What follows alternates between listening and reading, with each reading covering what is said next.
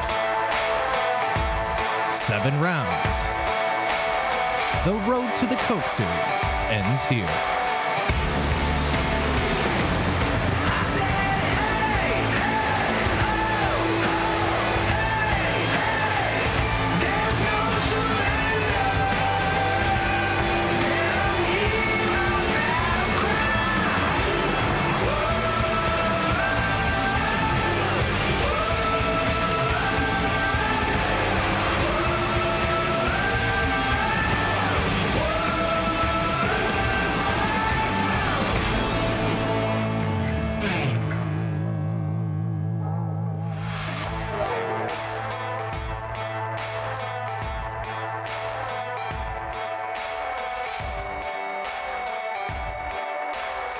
Good evening, race fans, and welcome to Podium Esports coverage of the 7th and final race of the 2021 eNASCAR Contender iRacing Series.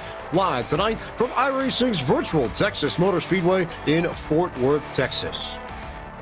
James Pike, the voice of Podium Esports, alongside Josh Lee and our defending Coke Series champion Keegan Leahy joins us once again to round out this Contender Series season. Ryan Bauer, our producer for the evening, as we get set to bring you all of the action and find out which 20 drivers will advance and complete the grid of the 2022 eNASCAR Contender or eNASCAR Coca-Cola iRacing Series. Josh Lee, you look a little bit festive tonight. I suppose you're not only excited for the upcoming holidays, but for tonight's race as well, no? Oh yeah, tonight's race is, of course, the in-sim time is on Christmas Day at noon. And, you know, they say it's the season of giving. I'm feeling festive tonight. James, you're feeling festive. Keegan's always feeling festive. He's in Halifax, Nova Scotia. It's always cold up there. But tonight, of course, 20 names are going to be given the gift of hope in the eNASCAR Coca-Cola iRacing Series next year, and that is a big gift because it is one that a lot of these drivers have been working towards since the beginning of the season. Of course, a handful of drivers will be coming from the Coke Series this season through Contender and right back into the Coke Series. There's some drivers who will be making their first career starts in the Coke Series next year, who started Road to Pro at the beginning of the season just with a dream of making it. They have an opportunity to do it tonight. Tonight for the potential rookies is a culmination of all the work they've done on the oval side of iRacing and within this past year. We started back in March with the qualifying series at Las Vegas, and we've gone all the way here to Texas. This is the last step before you hit the big time. And maybe not surprisingly, Keegan, as usually tends to be the case in this series, that battle around the bubble is complicated, I think is an easy way to describe it, probably. Yeah, that tends to happen when we've got such a short season. Is, you know, if you're doing well and just have 1 or 2 bad races, you find yourself on the cutoff. If you've been consistently having good luck but kind of run around 20th most races, hey, you'll be at the cutoff too. There's a lot of different ways to end up around 20th place here, and there's a lot of drivers that are very close to that cutoff tonight, so it'll be really interesting going forward here. We'll go ahead and make the point for the first time tonight, certainly not for the last time tonight, that unofficially we'll know which drivers will be in the top 20 in points with drops, but once we finish off this season and the drops are counted in, the final results have to be verified and confirmed and signed off on by Tyler Hudson and the iRacing staff. So even though we will give you an unofficial top 20 tonight, the official list of names that will move on to the Coke Series you will have to wait for until iRacing and NASCAR make that announcement later on. Here's a look at the schedule and where we've been over the course of the last 7 weeks. Phoenix, Homestead, Miami, Auto Club, Nashville, Dover, Darlington, and here tonight at Texas. This is where the road ends. This is where the points sit as we enter this evening. Now, unofficially, you look at the folks up at the very top of the list, and you've got a few names that we know are already going to be at least set for verification by Tyler Hudson. Keister, Reynolds, Alt, Strauss, Honeycutt, and LaPrade are set to go, waiting on word from Tyler Hudson to confirm their place in the Coke Series. Everybody else is still racing for a spot tonight, Josh Lee. And as we move to the second half of this page, you see just how tight it can get around that 20th position. And you can see as you go further down, the points get tighter, and it's very tight around that top 20 right now. There are a handful of names who, with a win tonight, can secure their spot in the eNASCAR Coca-Cola iRacing Series. Derek Justice, Jordy Lopez Jr. are two of them. Liam Brotherton and Malik Ray as well. Don't count out Jake Nichols. Don't count out Anthony Burrows. For some of them, like Chris Schuber and Santiago Tierras, it's a bit of a long shot, but they still do have an opportunity to make it. You go down into the 30s, and for some of them, they're mathematically impossible to make it into the Coke Series next year. They'll have to run it again in Road to Pro. We can guarantee that the folks from Ryan Doucette down will have to return to the qualifying series in 2022. Here's a look at Google Earth, and here's a look at this newly reconfigured Texas Motor Speedway, which made its way onto the sim not too long ago. Keegan Leahy, a little bit different than the original configuration. When they redid the track in 2017, they widened the apex and the corner over in 1 and 2, but they took away some banking. It's now a 20-degree bank corner instead of the standard 24 that we've had around this racetrack for most of its existence. Yeah, this really doesn't feel like a reconfiguration. It feels like a completely whole new track. It's so smooth, especially through turns 1 and 2, and very low banking in 1 and 2 as well. It feels like that corner goes forever. 3 and 4 is completely different on the other end of the track. Kind of feels like Darlington, where one end of the track is completely different than the other. The setup matters, and how you drive both corners matters too. And how you drive these corners over a long green flag run. This place eats tires of more than you would think. Tonight, we go for 134 laps, which will be just over 200 miles, just over 320 kilometers. Pit road speed, 45 miles an hour. Your fuel window, 50 to 56 laps. Make note of that, because it means we're going to have at least 2 pit stops for everyone in this field. 5 sets of tires available to these drivers in the pits, and Jeff Green with the fast time in these cars in the NASCAR Xfinity Series back in 2002. Incidentally, as Josh mentioned, the in-sim time of day, December 25th, 2021. So Merry Christmas to the sim that you see this evening. Just after 12 p.m. noon local time, air temp is 77 degrees Fahrenheit, track temp 82 degrees Fahrenheit, winds headed to the east at 14 miles an hour, and humidity of 45%. So a little bit windier here on Christmas Day in Texas, in the Metroplex. We're not terribly far away from the Dallas area either. Here's a look at your final starting grid of the Contender Series for 2021. Parker Retzlaff, the first man on the outside of that already guaranteed line. He should likely lock himself in tonight. Has a good starting spot with the 29.383. Alan Bowes to his outside. Garrett Lowe, Cody Bias, and Jake Nichols complete the top 5. Donovan Strauss will roll off from P6, Josh. Down from there, Nicholas Shelton. He was dominant at Phoenix. He needs a dominant night here tonight to get into the Coke Series. Seth DeMerchant sits to his outside on row 4. Anthony Burrows, a long shot for him tonight, but he sits alongside Dylan Alt, the driver who is locked into the Coke Series after 2 wins in a row at Dover and Darlington. Ashton Crowder, he's mathematically eliminated with Femi Olot, another driver just looking for a good night to get into the Coke Series.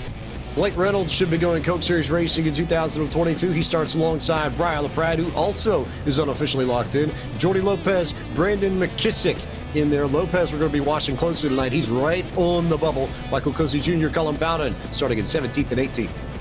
Back from there, Taylor Hurst. He's been a driver we've been watching all season long. Can he put it together, make his way back to the Coke Series? Kanan Honeycutt sits to his outside. He's another one of the unofficially locked-in drivers. Derek Bordeaux and Liam Brotherton going to share the 11th row. Kyle Peddle, Casey Tucker share row 12. Chris Schuber and Daniel Everhart will start in 25th and 26th. Everhart, we know, will be coming through the qualifying series next year. Malik Ray trying to keep up a Coke streak of a few years with Brian Mercurio, who's right on the bubble in 20th. We will likely call their names a lot tonight, watching how they fare. Blade Witts is fighting for a spot in the Coke Series. Ryan Doucette, we know, will have to return to the qualifying series next year.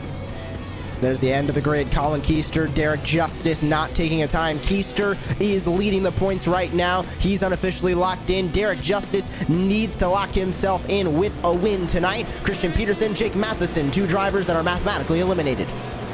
There's a look at your 34-car grid for tonight's finale for the eNASCAR Contender iRacing Series. See the weather conditions to your right. We talked about those just a few moments ago. And as the drivers come onto the racetrack, we'll go to pit road for late-breaking stories from Justin Prince. Justin. Thank you very much, James. And was discussing things with some of the drivers before tonight's action. We start towards the bottom of the qualified order.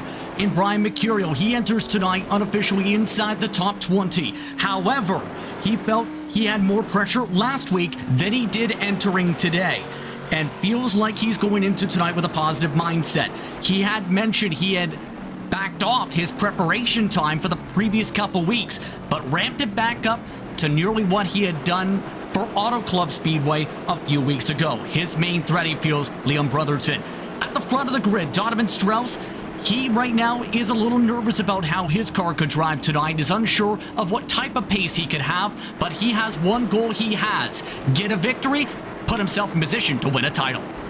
Potentially winning the Contender Series title, indeed. Also, for those right on the bubble, for Malik Ray, Liam Brotherton, Brian Mercurio, and Jordy Lopez, any one of those four can clinch a place in the Coke Series with a victory tonight. Everybody behind them, from Derek Justice on back in points, it's all out of their hands. We'll find out how this pans out and how we settle this shootout as we go green flag racing, and the season finale for the eNASCAR Contender iRacing Series is underway for the virtual Texas Motor Speedway.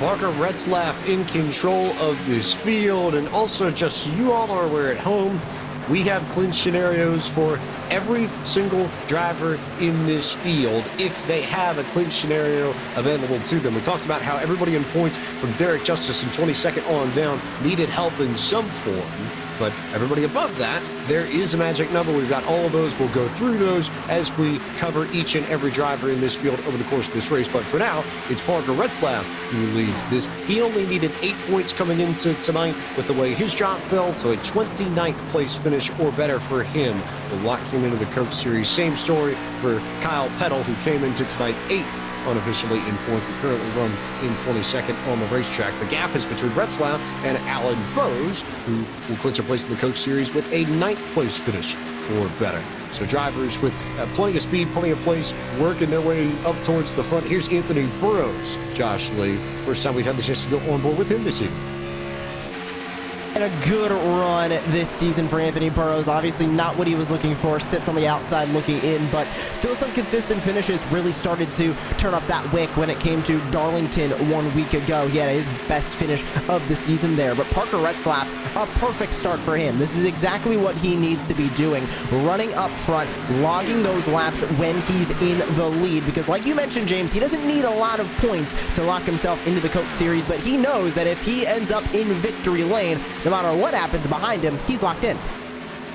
Also, if we lose 5 cars in this race, that also by default would lock in Parker Retzlaff. He would finish no worse than 29th. If we get to that point, we certainly will let you all know. But for now, Retzlaff clear by about 3, maybe 4 tenths of a second over Bose, Lowe, Bias, Nichols, and company. And similar sort of story, I think, to what we saw when you were with us at Dover, Keegan Leahy, and that a lot of these drivers have already found their way to single-file racing early on in this race, and I suspect that is primarily with the idea of tire saving in mind. Hey, you got half my point figured out already there. So yeah, exactly. These guys can race side by side, and this track can promote it. It's a pretty good track for racing and pulling passes off, but it's not worth it right now. A lot of these drivers are opting to stay single file and look after their tires with the intention of hopefully making up some ground later in the run. Let's also not forget that you can make up a lot of ground here on pit entry and pit exit. Your deltas there can be significant. They will likely vary significantly once we get to pit stops in this race, especially if they happen under a green flag, and that will usually be the easiest way that you can gain or lose track position depending on how fast or how slow your pit stop is. When it pans out from the field, we'll have to see. Here's Jordy Lopez. He's one we're going to keep an eye on and a very close eye on all night tonight. Unofficially 3 points out of the cutoff line behind Brian Mercurio. If he wins, he will lock himself in. He'll get 5 more points than the driver who finishes second. And if that happens to be Mercurio in that hypothetical, he would leapfrog Mercurio in the standings and go to 20th and be the last one unofficially locked into this series. But Lopez is right on the edge, center of the storm, and he will have to be very careful with how he approaches this race, Josh Lopez. He needs to make sure he finishes this race. I think Jordy Lopez Jr. right now, mid-pack, P16, has lost a position from where he originally started, P15, and now here comes Caden Honeycutt to the outside. The best scenario that I can see for Logitech GLTC Sports and that number 4 machine right now is to not panic.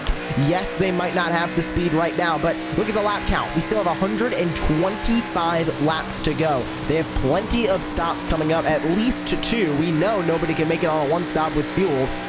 They have at least 2 pit stops coming up, and maybe more if we see some cautions later on in this race. So they have time to adjust the car. Just don't panic. Let the race go forward, because ultimately Jordy Lopez Jr. can work his way back up to the front, but if he wrecks out of this race, that is Coke hopes over. The good news for Jordy Lopez, and Keegan, I don't know if you'll have any opinions on this and how this might work in his favor specifically, but it's worth noting that his teammates at Logitech GLTC Sports, Christian Peterson and Seth DeMerchant, both mathematically have already been eliminated from contention, and Michael Cozy Jr. is the last driver who mathematically has a chance, but realistically is going to need help, and then some help. So if there's one thing going in his favor, it's that Lopez is going to be able to get help from all 3 of his teammates. They're all going to be working towards trying to get Jordy into the Coke Series for next year. So if you're in a position like that, Keegan Leahy, I know you've worked with your teammates many a time in this series and across the sim. How does that help you, and how would you try and use that to your advantage if you're somebody like Jordy Lopez? Yeah, it's definitely beneficial for Jordy to have teammates and friends in here that are looking out for him and, not necessarily going to have a shot at making the top 20 themselves. But, that's a fine line you got to walk too. There's a big difference between being nice to your friend and actively going out trying to help them win. The first one might be allowed, but you're not really supposed to be influencing the race and hurting the competitors and taking away someone else's shot of a victory or a top 20 result. So yeah, it happens. People are nice to each other. People might let people by, but you don't want to step over that line and start interfering with other drivers too. Got a good look at Derek Bordeaux there. He needs to finish 13th or better this evening. Derek Justice, the first driver for whom he needs a little bit of help. He cannot clinch his way in even with a victory, but he'd only be 1 point shy. So in that case, I believe if my math is right, if he wins and Mercurio finishes 3rd and Lopez finishes behind them both, that's the easy way for Justice to get into next year's Coke Series, trying to make it in for the 2nd consecutive season. Cody Bias trying to make a return to the Coke Series after a few years on the outside looking in. He finishes 27th or better this evening. He will find himself Coke Series racing in 2022. Just hanging out behind Garrett Lowe there, who will clinch a spot in the Coke Series once again, a return to the top level of eNASCAR with a 14th place finish or better. You can see everybody getting stuck into their strategies now. We're not expecting pit stops at least for another 30 some odd laps, make that 35 some odd laps with a 50 to 56 lap fuel window. Taking a look up the top of Nicholas Shelton, trying to get further up the racetrack. He is in P number 9 right now, and you can see, James, how this field is already starting to space their way out, and going to be making it a little bit difficult for these drivers to make those on-track passes. Once they get spaced out like this, it does become very difficult to start to catch that car in front unless you have that large tire deficit. If the driver in front of you burned up their tires, that is going to change how you race that other driver. As we go on board, Colin Keister, arguably one of the most dominant drivers this season in terms of consistency. Only 1 win at Homestead, but he leads the way by a considerable margin. I don't think his drop score, James, is in the top 10. He has not finished outside of the top 10 yet this season. A remarkable model of consistency. He's going to jump back into the Coke Series with ease, and soon people to watch. Remember, he won last time he was in the Coke Series when this series went to Charlotte. I believe that was May of, I think, 2019. Could be wrong about that. 19 or no, 20.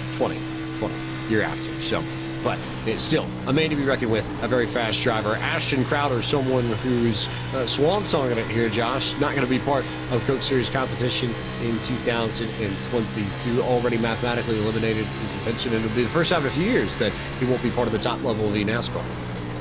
Well, first of all, he got a haircut, so let's commend him. He's looking very stylish there with that new haircut in his sim rig. But yeah, he's not going to be in the eNASCAR Coca-Cola iRacing Series next year. And it's unfortunate. He did not have a good season this year in Coke, and unfortunately came into the Contender Series and just couldn't get a good result for the life of him. I mean, he was struggling from the get-go. He had his best result inside the top 10 at Darlington, and at Darlington it was the first time that his points total from that race reached double digits. He got 32 points for that race. Every other race he had gotten single digit points, 4, 4, 3, and I believe 2 4s back from there. So it has not been the year for Ashton Crowder, but take a look at Alan Bowes. He's starting to catch up to Parker Retzlaff. We might have a battle for the lead on our hands here, James. We may have a battle for the lead, but let's go down to pit road and Justin Prince as this takes place. There goes Bowes to the inside. I think he'll make the move with ease. Retzlaff lets him go. So Justin Prince, new race leader, Alan Bowes. Bowes had mentioned prior to that move a few laps ago that he's been just trying to keep the rears on that car, keeping it nice and consistent, very calm on the radios so far in his camp. Keep in mind, though, several of the drivers throughout the pack have been reporting temperature issues in regards to a bit too much tape in some cases, like Derek Justice, and others, they're blinking going towards the corner entries with their water temperature, so a lot of balancing acts being done across the field. Also keep in mind for drivers like Malik Ray, they're not in the most comfortable surroundings tonight for the number 1 machine, who was amongst those in a very tight situation at the cutoff. His monitor for his main sim rig broke before the race. According to Casey Kerwin, he is having to use Garrison Hogan, his normal crew chief's monitor and rig for tonight's action, meaning he's not in a comfortable scenario compared to previous events in the number 1 car. He's been very quiet on the radio for the most part in his regard. Also, by the way, in regards to the fighting going on with the number 9 and Michael Cozy Jr., he's been having a lot of battles with drivers, not wanting to let drivers go. He's basically said, I have nothing to lose. He's currently trying to fight for every position here to close off the Contender Series season. Keegan, let me come to you on this. I don't know if you've had the chance to experience it yourself, but when you have some sort of technical malfunction with your rig, your setup, and you have to use somebody else's in any sort of high-pressure situation like the one that Malik Ray finds himself in, how does that affect you emotionally? How does that affect you mentally? And do you know stories, if you haven't experienced yourself, of other people that have had to go through that and how it's affected them? Yeah, I haven't had to hot swap any equipment before. But I can tell you that completely throws you off your game. You know, even a simple monitor change is going to make you uncomfortable. But for example, I was in Phoenix a few weeks ago, and I was able to try out the equipment that was at the NASCAR Experience hauler, showing off the iRacing stuff. And I felt awful on those rigs. You know, it was a slightly different wheel, different pedals, different monitor, different sound. You know, every little thing throws you off. And that's what we're honing in on as professional sim racing drivers, is these little cues, you know, with the sound and the force feedback and that sort of stuff. And if that gets thrown off, so does our driving. I will say I was leading at Darlington in 2019, I believe, and my wheel unplugged. And for some reason, when my wheel unplugged, it made me look left. So I was looking left for a whole lap at Darlington, and somehow I didn't kill my car. But I was able to unplug my wheel and plug it back in, and it sorted itself out again. But yeah, I have no idea how I survived that. But yeah, you're right. You know, that's really bad for drivers that have to hot swap their equipment. It's going to throw them off. And I think the story of the rig in Phoenix is a perfect one, because we know it's NASCAR's equipment, it's top level equipment, but it might not matter if you're not used to the setup that they have. If you know how your rig works and you know what little cues you're looking for, be them visual or audio cues of some form, then it can totally throw you off, and you can be off by maybe 2 or 3 tenths, not necessarily because the equipment is bad, but because you're just not used to that setup. And that's something that Malik Ray is likely going to have to fight for the majority of this race, if not the whole of it. Whether or not he gets used to things, we'll see how it pans out, but it's definitely going to be something to watch.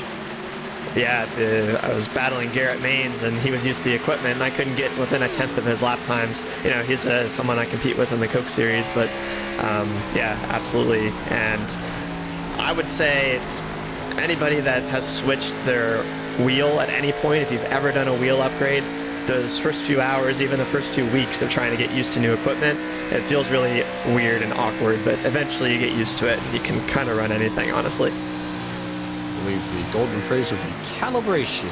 A lot of us who've been in some racing know very, very well. Good look here at this battle between Jake Nichols and Taylor Hurst. We've not had the chance to talk about either of them. For Nichols, he needs a little bit of help. He cannot clinch with a victory. For Taylor Hurst, 15th or better tonight will lock him into the Coke Series for 2021. And Garrett Smithley, S lead, he's got going on right on cue. Driver out of Winston-Salem, North Carolina, just trying to work to the inside of Nichols and complete that pass, Josh Lee, and jump up the leaderboard, find himself in 13th. Taylor Hurst currently sits in P11 for the points, so he's fairly good on that note. The 24 needs to both win the race and hope that Mercurio and maybe even Brotherton or Malik Ray finish down the order, and he's able to grab a decent amount of points off of that. Still is possible, but he needs to get going as he currently sits in P14. As you can see, now here comes the 24 back to the inside of Taylor Hurst as we get a front row seat for this battle. Derek Bordeaux, we ride on board with the 04, and the 24 is going to slide a bit up the racetrack, sliding through turns 3 and 4, keeps it to the inside of Taylor Hurst as they go side by side, still off of turn number 4. How is Derek Bordeaux going to insert himself into this battle? He's going to try and get to the inside of Taylor Hurst, and he's going to get there. Doesn't look like that outside line is coming in on entry, James, but take a look through the middle and exit. Taylor Hurst is going for it. Might not necessarily be something that Derek Bordeaux loves, but the driver just ahead of this Brian LaPrade, he's got to be absolutely licking his chops at what he's seeing, because he's driving further and further and further away from this group as they battle side by side. That gap is already up to 0.7 of a second between LaPrade in 12th and Nichols, who currently holds the 13th spot. Now here comes Derek Bordeaux to the inside. I see Caden Honeycutt trying to work his way through there. Colin Bowden is in the mix. Jody Lopez also at the back of this. So some names we definitely want to keep track of over the course of the evening, Josh, who may or may not have implications on where they land, whether it's the good side of the line or the bad side. Of course, there is a lot of drivers who will end up landing on that good side, and there's a lot more mathematically eliminated drivers now than there are drivers who are locked in. So ultimately, we're going to have a lot more happy drivers at the end of the night than a lot of sad drivers. But ultimately, for Lopez, for Justice, for Jake Nichols, for Chris Shearburn, they all have an opportunity, and I'd even go as far as to say Santiago Gutierrez and maybe even Anthony Burrows, have an opportunity to make their Coca-Cola iRacing Series dreams come true tonight. Of course, it is under a very, very specific scenario that their scenario is going to be completely different than another driver's scenario, but ultimately there is a way for those drivers to make it into the Coke Series in 2022. They just got to go fight for it, and that is very difficult. It is easier to say the scenario than it is to execute. What I think is so interesting about that point, Josh, and Keegan, I want your take on this because I know you'll have a pretty good one, is that, you know how we've talked about when we get into a green flag pit cycle, and we see some drivers come in early and some drivers come in later, and for that moment, you have a bit of a difference in tire fall off and differences in speed, and you'll have some drivers pacing around the track at, maybe a second or second and a half faster than some of the drivers who've yet to come down pit road. That's sort of how I see these clinch scenarios. Every driver in this field has a different number that they need to hit in terms of where they need to finish if they're in the front side of the top 20. And, you could be somebody like Alan Bowes who's up at the front of this field and not worried about anything, or you could be somebody like Jordy Lopez, let's say, who needs to win, but currently is running in 17th, who might be racing with somebody like a Caden Honeycutt who doesn't have to worry about anything. Lopez has much more incentive to be aggressive than a Honeycutt or even a Colin Keister that he's battling with. And then all of a sudden, you've got different game strategies and different plans going on back and forth and back and forth. And Keegan, that makes things very interesting because unless you know the spreadsheet, you don't know what the other drivers around you need, and that can make racing around them difficult. Yeah, well, with Jordy specifically, we definitely know that him and his crew know exactly who they're racing right now and where they need to be relative to them. Jordy is thinking about beating Malik, Liam, Brian Mercurio, these guys. So much like at the end of the Coke Series, like in the final at Texas for me, I was focused on my 3 championship competitors. I didn't care about anybody else, right? And that's how Jordy's thinking. But, there's other guys like Chris Sherburne who doesn't need to just beat a few drivers. He needs to run up in the top 5 right now. So, everyone here, honestly, they are almost all the same speed. It's amazing if you look at these lap times. The guy in 30th is running the same pace as the leaders, pretty much. It comes down to strategy at this point, and it all comes down to getting track position in front of people, but also you want to lose the minimum amount of time on pit entry, pit exit, and racing around other cars when you have differing pit strategies. So it gets pretty complicated, of course, but luckily, if you're someone like Jordy, you only got to worry about a couple of drivers and not the whole field. Lots of action here in Texas. Meanwhile, get a good look at that red and green car. Yes, Ryan Doucette will not be competing in the Coke Series next year. That we already know, but that doesn't mean he can't have a little bit of fun with it. So I guess the prevailing question then, Josh Lee, is whether or not you're a mean one. Mr. Grinch.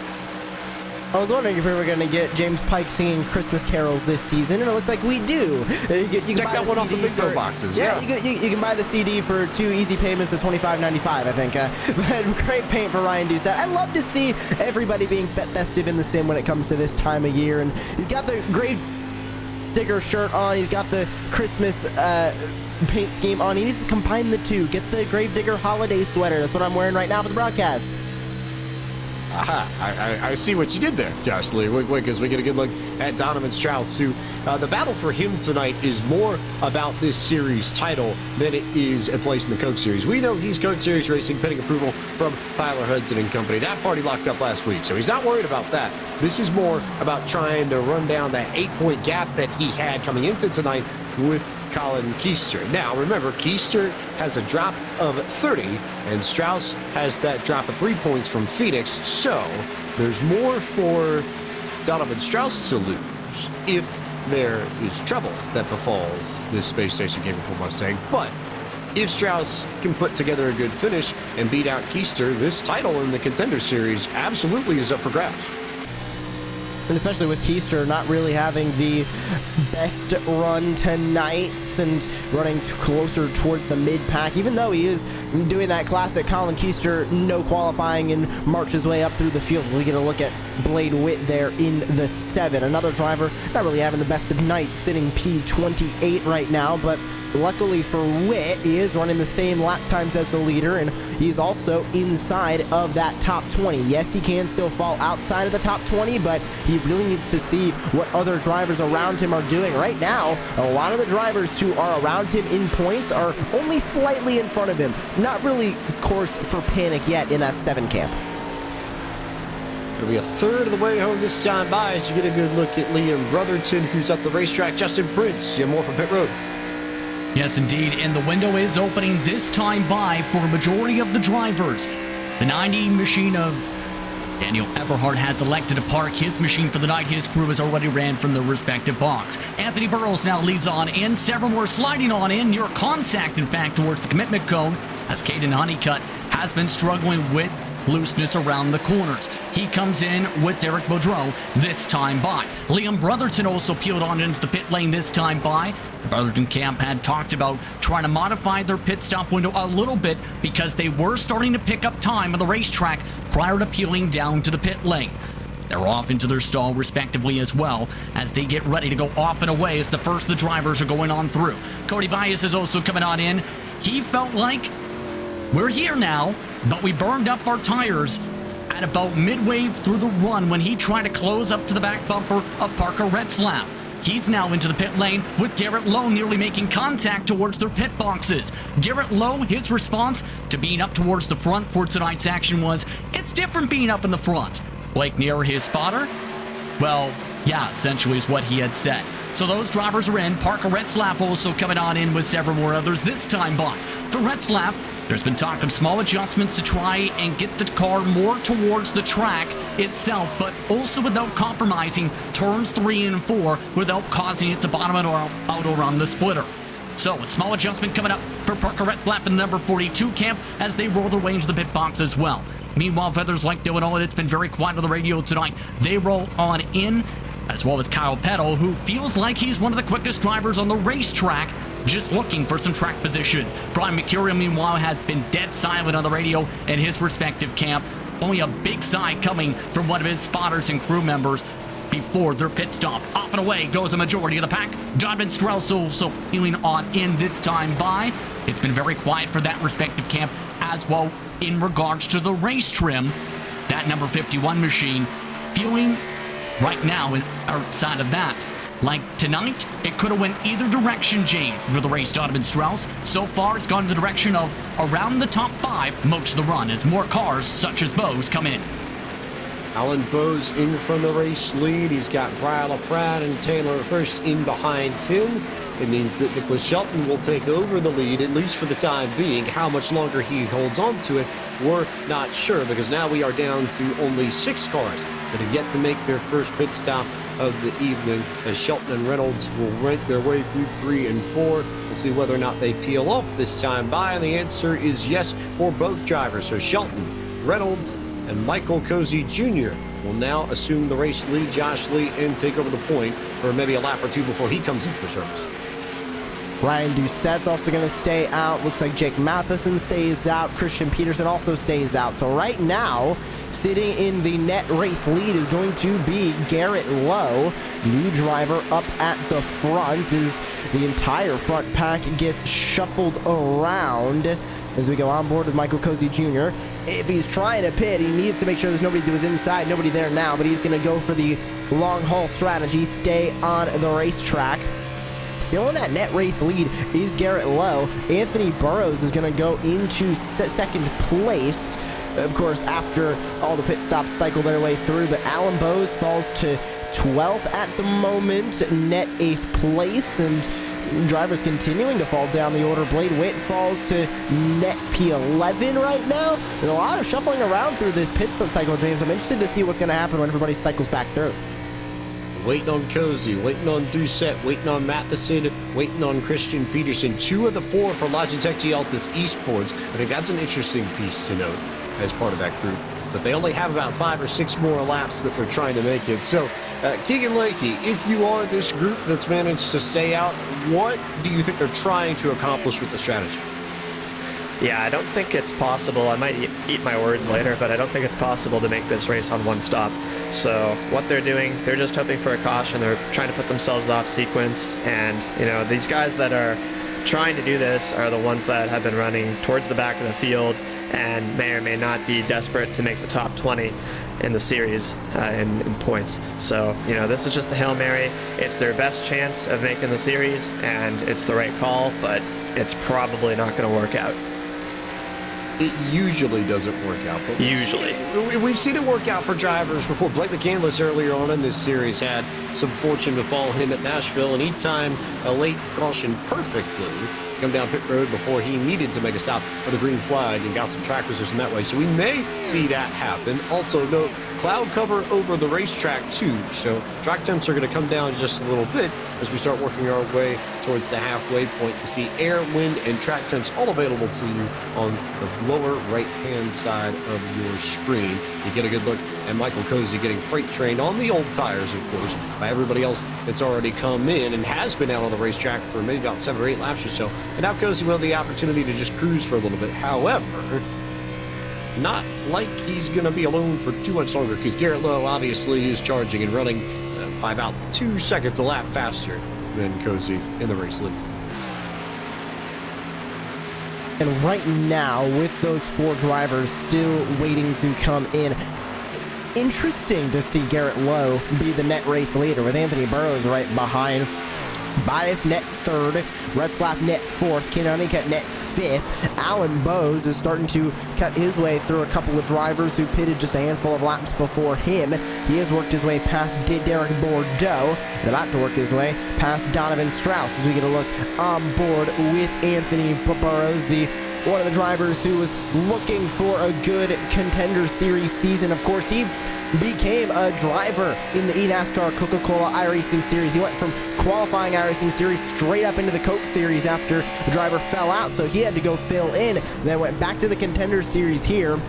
And unfortunately not the season he was looking for. 21 points unofficially outside of that cut line.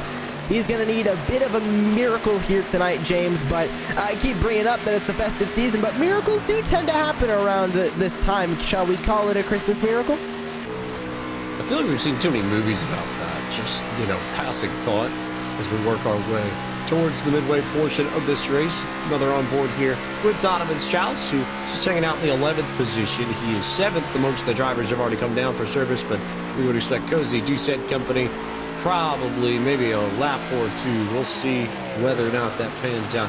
Meanwhile, a little word from Justin Prince that I think is interesting. Hearing that, Justin, you've got one. Yes, indeed. Briar LaPrade has just called over the radio. He has to pit this time by because he is overheating on the water temperature and he cannot get the car to cool down in clean air or in traffic. He felt like if he kept going, he would have blown up. So Briar LaPrade having to make an unscheduled pit stop to reduce the amount of tape likely on this race car outside the fuel window to make it from this point. Heartbreak for Briar LaPrade. This takes him out of the conversation likely for the Contender Series championship. Also of note, when it comes to Jake Matheson and their decision in regards to their respective pit call, by the way, as they've now actually rolled their car into the pit lane this time by, it was quite simple. They were looking for a caution to pin drivers' laps down. They didn't get the caution they were looking for.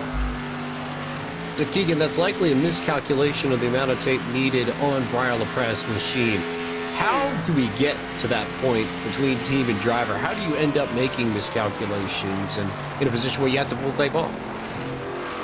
Man, so it's so hard to win these races. It's so hard to run top 20 in them, and every little advantage you can have is worth going for. Sometimes people are pushing that tape too much. They're putting too much tape on the grill. It's overheating the engines, and temperature in the engine, and water temperature in this case, is dependent on, of course, how fast you're driving and how much tape you have on the car, but also the air temperature in the room and how close you are behind other cars. So, if you did that first run and you might have been tire saving and you might have been taking it easy and running a little bit behind the other cars, maybe the air temperature was a little bit lower at the start of the race. That stuff can throw you off and you think you're completely confident and can put a bit more tape on the nose of the car, go that little bit faster the next run. All of a sudden, you can't make it around the lap without blowing the engine. So we saw that happen with Briar. Luckily, he had he was able to take that risk because it looks like he's pretty safe in points, at least to make top 20, and he was just going for the championship. So good for him for taking that risk. It didn't work out, sadly, but you got to take it sometimes. As we look at this field, your leaders have all come down pit road, so cycle has completed itself.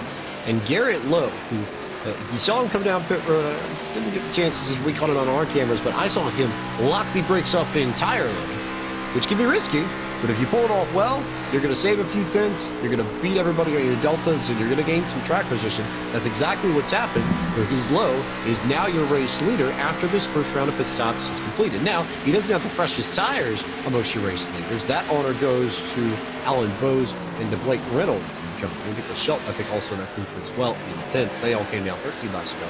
But it's a close enough difference, Josh Lee, where Garrett Lowe looks like he's picked up some track position off that first round of pit stops. And good to see for Garrett Lowe. We haven't talked about him too much. He hasn't won a race yet this season. He's been one of those drivers who has been flowing under the radar. He's been getting those consistent finishes and getting consistent starts too. Started in 6th place here tonight. A great starting spot for him. Currently sits unofficially in 14th in the points standings without that drop we counted. He's had a bit of an up and down season, but ultimately he's inside that top 20, so you can't talk too much about that season being bad because ultimately he's inside that top 20. That's all he needs to be, and a great run for Garrett Lowe here. We'll see if he can take it to victory lane. He hasn't been able to do that yet this season, and then if he does, he would become the 5th unique driver to win in this 7-race campaign. Nicholas Shelton, you just got a shot out there for a moment, working underneath. I believe that was Derek Bordeaux, and Blake Reynolds just behind him. Shelton's an interesting case. fourth or better would clinch him a spot. Blake Reynolds, we know, is already racing the Coke Series, but you think back to Phoenix and how dominant Nichols Shelton was. He got a good finish at Phoenix, but it wasn't the win that he had the car for.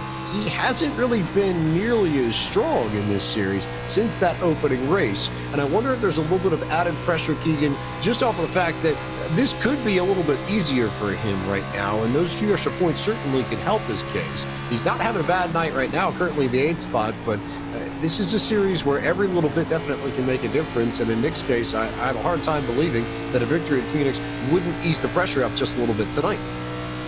Yeah, you could say the same for a lot of drivers in this field. Everyone has their bad luck once in a while. Nick did dominate Phoenix, and late race cautions and bad, unfortunate restarts led to him not getting as many points as he should have. But I'll say it right now, Nick Shelton is an amazing driver. Unfortunately, he kind of runs into some race issues sometimes. Sometimes you got to ask yourself, is there something I'm doing different or wrong compared to other drivers that's making me not get these results? Most of the time it is just bad luck, but I always look really introspectively. I look at what I've done wrong in a situation and how I could have made it better. I think if Nick really gets that sorted out, he's going to be an extremely consistent and really fast driver, because I'm already scared of him. And he's not even in the Coke Series at the moment, but I know he's going to be a competitor once he gets in.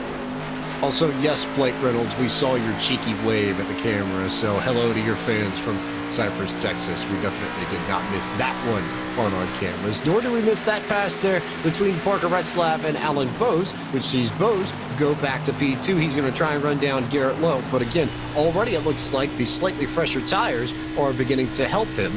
However, as they cross the line here, we are now officially halfway through this season finale of the 2021 eNASCAR Contender iRacing Series, and that means it's time for our iRacing Midway Race Break, which is brought to you by iRacing, the world's premier online racing game. iRacing puts you in the driver's seat to experience today's newest form of competitive motorsport, virtual racing, all from your home PC.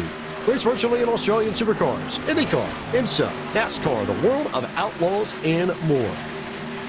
Garrett Lowe is your race leader for the moment, ahead of Alan Bowes by 0.2 of a second. Parker Retzlaff currently rides in third. Cody Bias holds the 4th spot, and Donovan Strauss currently the last man in the top 5. Anthony Burrows sits in the 6th position. 7th at this point belongs to Femiola. Blake Reynolds runs in 8th. 9th is where you'll find Nichols Shelton. And rounding out the top 10, Josh Lee, is Caden Honeycutt. Dylan Alt was just able to get by Derek Bordeaux to go up into P11. Colin Keister sits P13 with Kyle Peddle P14. Brandon McKissick will round out the top 15 drivers. Jake Nichols sits there P16. Taylor Hurst P17. Colin Bowden, Brian Mercurio, Jordy Lopez Jr. going to round out the top 20. 21st in this race is currently Seth the Merchant. Derek Justice rides in 22nd. Malik Ray currently in the 23rd spot, and 24th belongs to Blade Witt. Ashton Crowder runs in 25th at this time. 26th belongs to Chris Sherburne. Leah Brotherton holds the 27th position. 28th is where you'll find Casey Tucker. Michael Cozy Jr. racing in 29th, and Ryan Doucette rounds out the top 30. Your final 4 drivers in this field, all at least 1 lap down. Marla Pratt and Christian Peterson in 31st and 32nd. They're 1 lap down. Jake Matheson 13 laps down in 33rd, and Daniel Everhard 29 laps down in 34th. And that completes our final iRacing Midway Race Break at this 2021 eNASCAR Contender iRacing Series season. With over 200,000 drivers on the service and over 90 lanes of scanned tracks and cars to choose from, iRacing is your portal to the racing world. Get on track today at iRacing.com. And also, big congratulations to the staff at iRacing HQ. We got official word that the 200,000 member line has been cleared. So a new leading digit on the number of drivers in the iRacing community, and always fun to have a few more names, a few more faces, a few more people hopping on their rigs, driving, and who knows, we might see a few in this series and in the Coke Series in future seasons to come. Here's Alan Bowes, who is still just stalking Garrett Lowe as they work lap 72, coming to 73 of 134. It almost looks like Keegan, I'm not sure, I could be wrong about this, but this is just my read. Looks like he may have just sort of taken the pace off just a bit and might be saving tires behind Garrett Lowe, trying to force Lowe to burn himself up and make the pass a little bit easier later on in this run, perhaps? Yeah, so I'm really impressed with Garrett Lowe, honestly. Like, somehow he had an amazing pit entry, amazing run through his pit box, and gained so much time on everybody around him. Yeah, he's got worse tires than Alan Bowes, but he's holding on. So yeah, he really committed to that pit entry, gained a bunch of time on these guys, and somehow is holding off Alan Bowes with older tires. Now, this is the part of the run, about lap 20, 25 of the run, where the tires really do plateau. So Alan Bowes ran up on Garrett Lowe with his new fresh tires, but you know, at this point of the run, having 2 laps fresher tires really doesn't help you all that much. So I wouldn't be surprised if Garrett at least stays close to the lead here, but he's maintaining it so far. We've seen flashes of brilliance from Garrett Lowe in the Coke Series before. I think back to the 2020 season where he had that stretch at the beginning of the year where it was something like 3 or 4 straight second-place finishes. So has been able to put together a win at the top level of eNASCAR. But certainly someone who I think stands out as a candidate to be able to break through in 2022 should he make it. And coming into tonight, he was 18 points clear of the cutoff line unofficially. A 14th place finish or better tonight would lock him into Coke Series competition. He is well clear of that gap right now. However, look just behind this. This is a battle between Donovan Strauss and Christian Peterson and Brian LaPrade. Peterson and LaPrade lap traffic, but Bias just behind them and Strauss ahead of them on the lead lap. So again, difference in strategies, difference in track position, Josh Lee, making things a little bit more complicated than I think the leaders would like. You talk about difference in strategy. How about 16 lap fresher tires for Michael Cozy Jr., about 14 lap fresher tires for Ryan Doucette, about 15 lap fresher tires for Peterson, and about 15 lap fresher tires for Brian LaPrade. So they're all on fresher tires than the race leaders, which, as we go through this run, are going to start to come into play, and they might be able to grab their lap backs. Talking about Peterson and LaPrade, Doucette and Cozy still sit on the lead lap. But James, I'm wondering how that strategy is going to work out for those 4 drivers, Cozy, Doucette, Peterson, and LaPrade, because they pitted about 19, 18 laps ago for all of them. They still need to pit one more time. Unless they get a yellow flag, I'm not sure this is going to be the best strategy for them in the long run. Keegan, you'll know the answer better than we will, but I think it's pretty straightforward. If you're anyone in that group, you're hoping for a yellow flag after everybody else has to come down pit road, which by my math means they'd want something probably in the ballpark of about lap 105 to 120-ish, perhaps? Yeah, we gotta wait for the next round of pit stops before it's worth it for any other group that's been staying out as long as they can. I'd say the next round of pit stops will be around lap 90. Looks like most people pit around lap 45 last time, so a little bit after lap 90 would be really nice for them. Because they'll be able to get their pit stop and probably force everybody else to get new tires as well. But the main idea, you want everyone else to come down pit road and give yourself an opportunity to take advantage of the fact that you ran for 6 or 7 laps longer than everybody else, so you can stay out that much longer, then double that because you're on your second run instead of your first. There should, in theory, be about a 14 to 15 lap window in which the likes of Cozy and company could stay out, catch a yellow, and gain that track position, but it's got to be very specifically timed. That's really the only way they'll gain any sort of benefit out of their decision to stay out and run long on the opening stint. Another good look at Garrett Lowe, Alan Bowes. Parker Retzlaff's just behind this. We haven't forgotten about him either. He's been a very quiet P3 after starting on pole, but he's been top 5 pretty much all night long, and this should be pretty straightforward for him if he can keep this up 29th or better. We do not have 5 cars out of this race yet. We know Daniel Eberhardt and Jake Matheson are most likely done for the night, so we're down to 32 cars on the racetrack, but still need a little bit more for Retzlaff to be able to officially clinch. And the same story for Kyle Peddle as well, who has just been mid-pack for a good chunk of this race, currently running in 17th, but Peddle and Retzlaff, either one of them finishes 29th or better, they will be Coke Series racing in 2022 as we continue to track the battle for the race lead. Retzlaff going to need those drivers to fall out, so does Kyle Peddle, but unless we get a yellow flag, unless we get a big wreck, I don't see that coming to fruition. Right now, I think the main focus for them is going to be just to grab as many positions on the racetrack, grab as many points as they possibly can, because like you mentioned, James, unless they we lose a couple more drivers and wherever Retzlaff finishes, it won't be farther back than P29. He's really not locked in yet now, is he? So he needs to just focus on running forward, running his best race, and trying to walk away with a decent amount of points as we go on board with Cody Bias. It's been a great night for the 27 so far, and trying to chase down now Donovan Strauss, who is having a good night as well. Pretty particular for Donovan Strauss to have a good night. Of course, 2 wins this season for that number 51. Cody Bias, we talked about his redemption story all throughout the qualifying series and the Contender series. How he was in the mix in the Contender series 2 years ago at Richmond, dominated that race, then got a poorly timed caution, came down pit road as the race leader, got caught up in a wreck, lost a ton of points, and the points he lost in that incident were the difference between him advancing to the Coke Series yet again and having to go through the qualifying race. He has come all the way back through this, and tonight, if he finishes 27th or better, he will be Coke Series racing in 2022. So it's a relatively similar story for Bias as it is for Petal and for Retzlaff. We'll keep an eye on that as this race progresses. In the meantime, let's go down to Justin Prince. Justin. Thank you very much, James. And right now, a lot of discussions going on over the radio. In regards to your race leader, currently Garrett Lowe, he's been mentioning he is struggling to the right rear both exits, more so in turn 2. His team keeping nice and calm over the radio currently. While Alan Bowes, he had been reporting over the radio for a few laps or so that he had been starting to overheat following the draft. His team had been telling him, change up his line a little bit down the straightaways, run where he is not on the racetrack.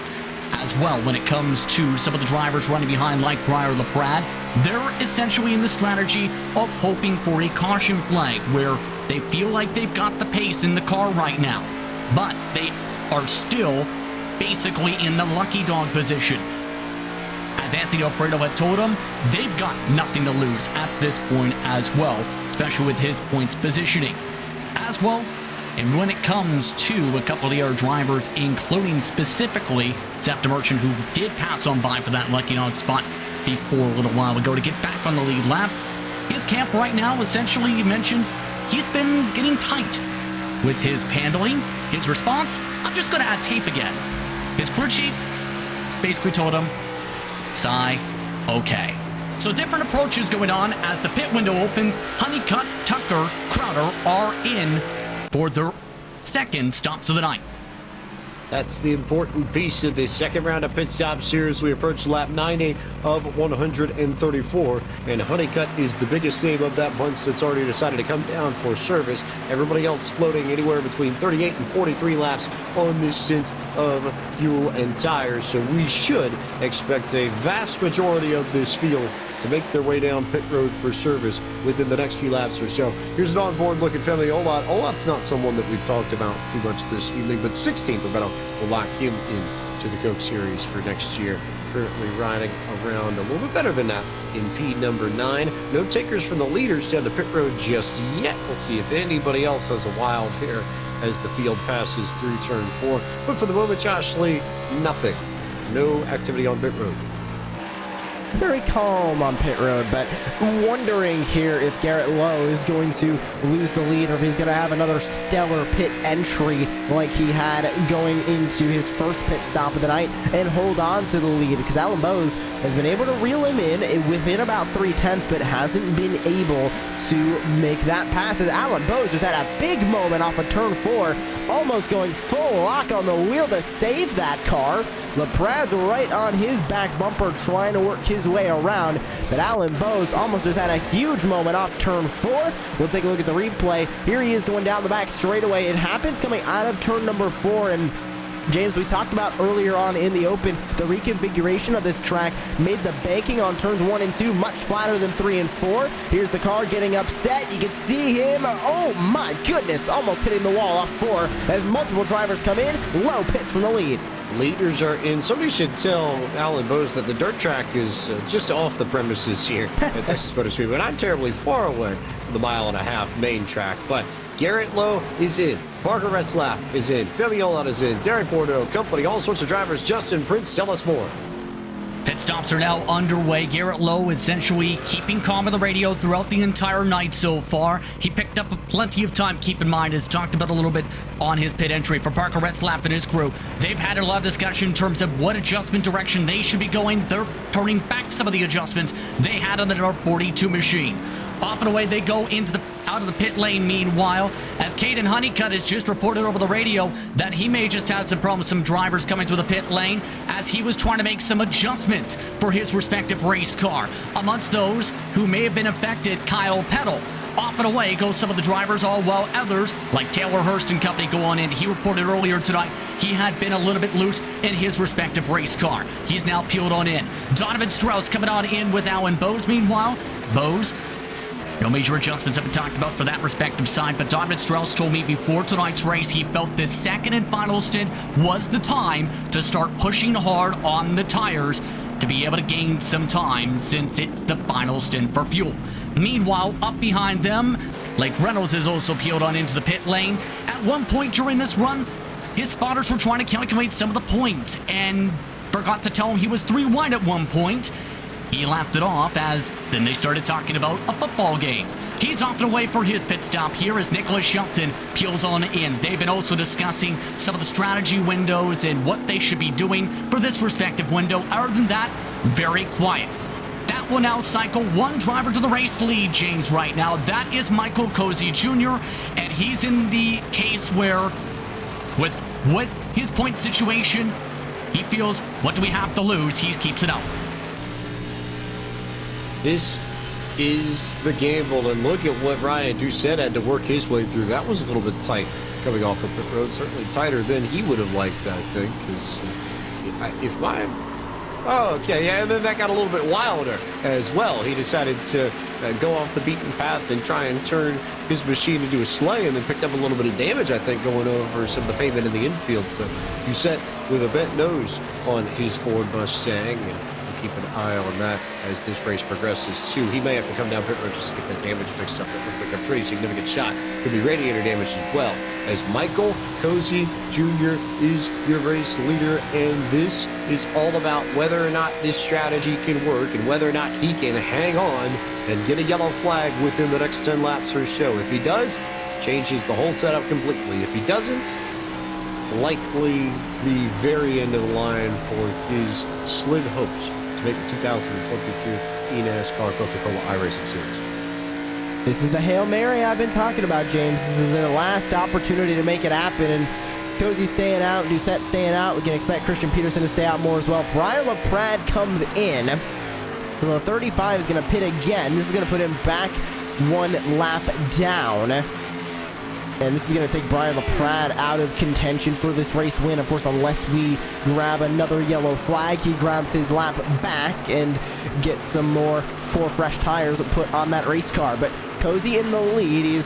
I don't think he's going to be in the lead for long here, James, as Garrett Lowe gets by Christian Peterson for P3. That number 6, even after the pit stop, keeps the lead and is fast and hard charging towards the number 77 of Ryan Doucette and the number 99 of Michael Cozy Jr. You figure Peterson will probably come down pit road shortly. There's not much point in him staying out now because he's not the race leader. Wouldn't even get a benefit even if we did have a yellow flag. Other thing to note here, Garrett Lowe is now only 9 seconds back of Cozy Jr. for the race lead. And that's sort of the caveat. You can stretch your fuel as much as you want, Keegan Leahy. But if you get passed by the race leader while trying to stretch fuel, then it, to a point, sort of kills the strategy you're working with. That's fine, honestly. They're just trying to profit off of this, you know, not necessarily winning, but hey, if they're 10th when the caution comes out, that's still good. Yeah, you're seeing a lot of guys doing some crazy strategies now. I mean, Chris Shearburn pit around lap 82 or something. He short pit a lot. There's a lot of people near the back half of the field here are people that are on the cutoff, on that bubble, looking at Brian Mercurio, Liam Brotherton, Malik Ray.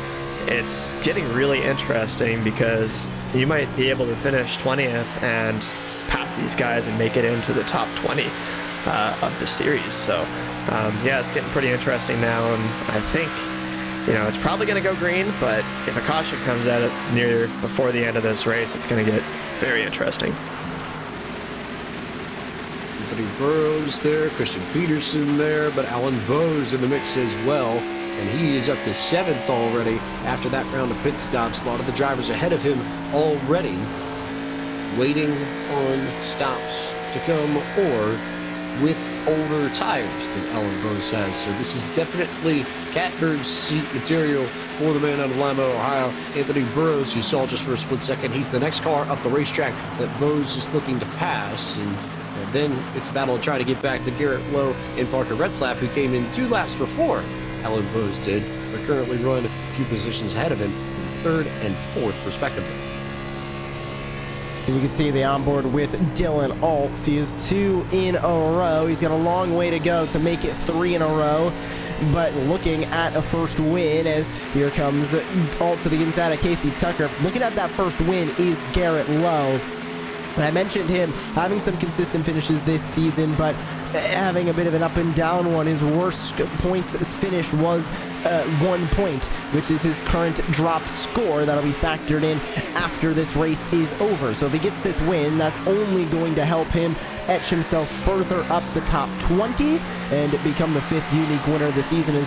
There's Derek Justice, and unfortunately, James, I think that long shot of a spot in the Coke Series, he needed a win, he needed a couple drivers to finish bad, is not going to come to fruition as he sits P23. Well, it wasn't necessarily a huge long shot for Justice. Yes, the situation was not in his hands and in his control, but he was only 6 points out of the cutoff line. The problem for him is where he's running in relation to Brian Mercurio. And he currently sits behind Mercurio in this race, 20th to 23rd. Mercurio was the one that he really needed to focus on beating. Jordy Lopez Jr. Also running just a bit behind Derek Justice, so it's not totally out of the question, but Justice has to go find spots, has to go run down Mercurio. Also worth noting that those two have the exact same age tires. They both came in 12 laps ago, so that's a heads-up race, not only for position, but potentially for the last spot in the Coke Series as well. It's been such an unfortunate year for Ashton Crowder as we ride on board with him, P23. Wanted him to do so well in this Contender Series season, but could not get a good finish at all at the beginning of the season, and unfortunately mathematically eliminated basically right as he got his best finish of the season last round at Darlington.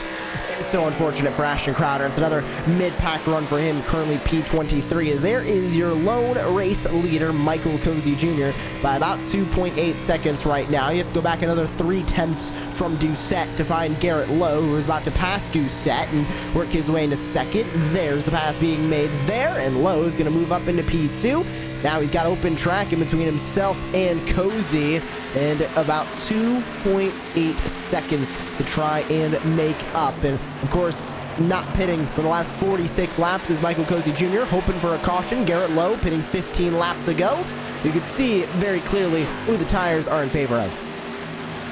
And the lap times, too. Garrett Lowe just ran a 31.2, Cozy a 32.1, so nearly a full second in difference. And now I think this is indeed where Michael Cozy's going to come down pit road. There's your race leader. So Garrett Lowe back to the point. Cozy down to pit road. We'll go down to pit road 2 to Justin Prince. Justin. For Cozy Jr., pretty quiet over the run. They did have a small woohoo over the radio as a result of them leading laps. Garrett Lowe's response to him leading laps, he's eating up my lead laps. Garrett Lowe is now the race leader meanwhile. He's been very quiet when it comes to this respective run. Parker Retzlaff, meanwhile, also fairly quiet after his adjustments on his stop. But one driver being told their confidence levels, Donovan Strauss, who is currently net 3rd on the racetrack. He's been essentially told by Zach Novak, you'll get up to the front regardless. Just make sure you have something when you do get there. In our words, make sure the tires are still good once he gets up to the 6 and the 42 with 26 to go this time. He was 2/10 faster than Lowe last lap by, 3/10 faster than Retzlaff, and then Ryan Doucette's on the alternate strategy and will likely come in over the next few laps or so. So Donovan Strauss now going heads up with Retzlaff and Lowe, and trying to become the only driver to pick up 3 victories in this 2021 eNASCAR Contender iRacing Series. Keegan Leahy, this is a driver that we've talked about pretty consistently throughout not just the Contender Series, but the qualifying series as well. He was so fast there. What are your thoughts on Donovan Strauss as we enter the 2022 eNASCAR Coca-Cola iRacing Series? What do you expect out of him at the top level of eNASCAR? Yeah, Donovan's been very impressive. A lot of these drivers in this series are extremely quick, but really what separates people from being fast and being a decent driver and being a Coke Series competitor and maybe even a playoff or championship contender is your racecraft and your consistency and not making mistakes. And, Donovan's up front every race, it seems. Super impressive.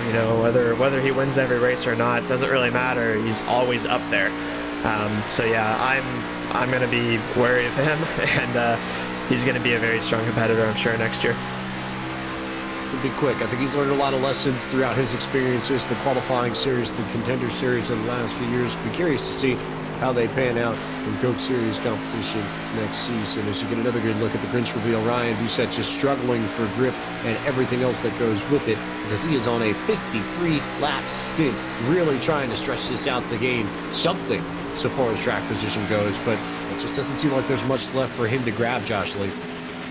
I think he might be done this time by. Nope, he is still on the racetrack. He's really holding out hope for a caution. I mean, I've heard of Christmas miracles happening, but I don't know if we're going to get a caution here in these last 23 laps. And yes, that is a setup for a clip. Get it ready on Twitch and make sure it's posted on Twitter. Tag me. 23 to go, though. Leading the race, Garrett Lowe. Great run for that 6 tonight. And on board the Nichols Shelton, we were talking about him earlier. Remember that dominant performance from him at Phoenix. Win snatched away. He's been consistent since then. Currently sits 8 points unofficially above the cut line with that drop week factored in. So, where he sits right now, looking like he's good, especially since Brian Mercurio, one of the drivers on the bubble, sits way down the order in about P16. We talk about Liam Brotherton. He sits P24. How about Malik Ray, P26? He was in P27. He's able to get by Christian Peterson for that spot. Good look here at Malik Ray. Again, had to win to lock himself in. This is going to be very interesting. He came in ahead of Liam Brotherton and Brian Mercurio, but Mercurio is 11 spots ahead of Malik Ray, and Brotherton, last I saw, was right ahead of him in 24th. So, this could get very interesting for Malik Ray, depending on how things pan out.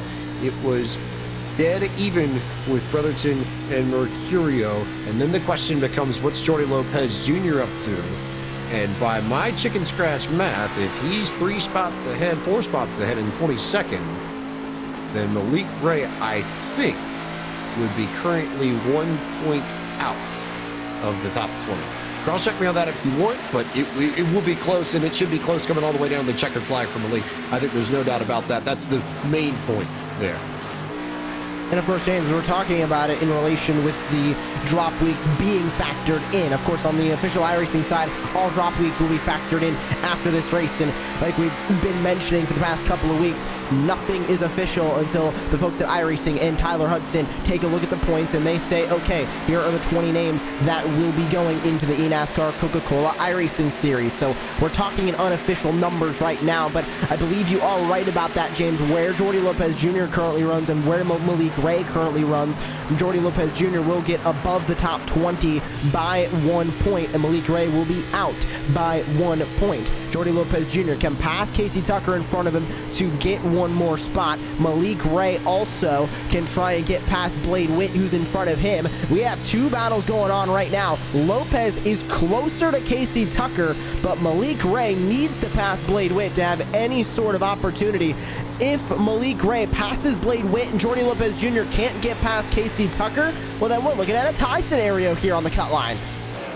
Then we're looking at finishing positions and best finish across the series for tiebreakers, and that one, I believe, would go to Jordy Lopez Jr., courtesy of his 6th place finish at Nashville. As it stands, that's the top number between those 2 drivers. If you're looking at Malik's best finish, you have to go all the way back to Homestead Miami Speedway, where he brought it home in 11th. So, advantage Lopez in a lot of ways on that battle. Malik Ray's got one place where he can take control of, though. That's by making the pass on Blade Witt and getting the points. Go get Blade Witt, go get Liam Brotherton. You're back on the good side of the cut.